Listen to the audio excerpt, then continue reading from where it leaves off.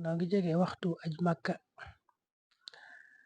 xasida gi nga xam ne nag daa tudd muhammadukal jamil ak gi nga xam ne sëñ bi da ko tënke allahu muhammad. sëñ bi daa wax ne kuy dem màkka ak madina yóbbuloo yaari xasida yi lum fa bëgg am ko te dana dellu si ci jàmm.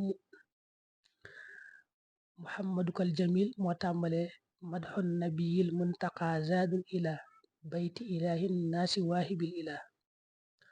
moom boo ko toppee ba ca tarjumaan ja ba sëñ bi ne waxala alihi wa saxbihi da caa teg wahab li xaamili hadihi alxuruf maa yuriduhu fi makka wal madina bila afatin wala kadar ne saa boroom defalal képp koo xam ne day aj màkka ba noppi yóbbaale xasiida gii yóbbaale xuruf yi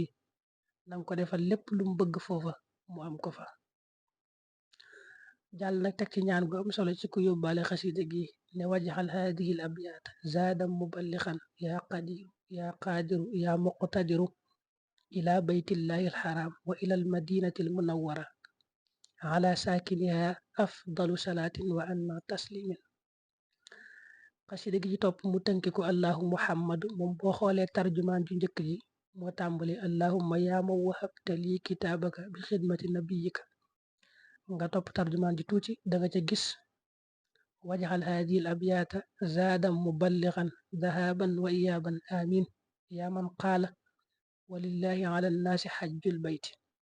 moom sax daanaka ñetti bayit yu njëkk yi wala ñeent yu njëkk yi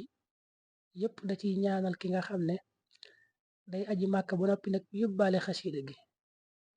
awsil bi xaqi wajhika al karim xaamila daa lil bayti bi takrim. xaamila daa mooy koo xam ne ba mu aj daa yoraale xasida gi li baytikal karimi aw sil xaamila haadal kitaaba alaman aw xaamila.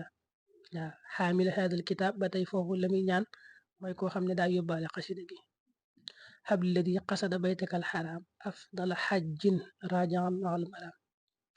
kon xasida yooyu moom mat naa yóbbaale lool moom waxuñu jàng waxuñu mokkal sax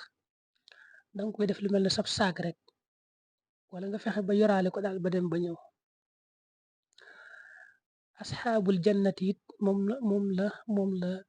am na xasida gu ko sëñ bi tënke bayit ya tàmbale ilayka yaa xayral bariyati salaam xadimika alladi kafaytahul malaam. xasida gi ñu bari xam nañ ko moom sëñ Tuubaa daan def ku ko mas a tàggu rek jëm màkka mu jox la ko ne la boo demee fa barab yonente bi sallallahu alayhi wa sallam jàngal ma ko foofa.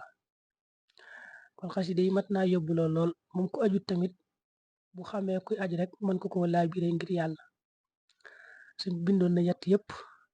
boole ko nga xam ne ku ko masa tàggu rek jëm penku mu jox la ko mel na ni it du jafe lool nga xam ne ku ko laajte rek ci ñuy yëngutu ci xasida yi xëy na dana am yett yépp incha allah.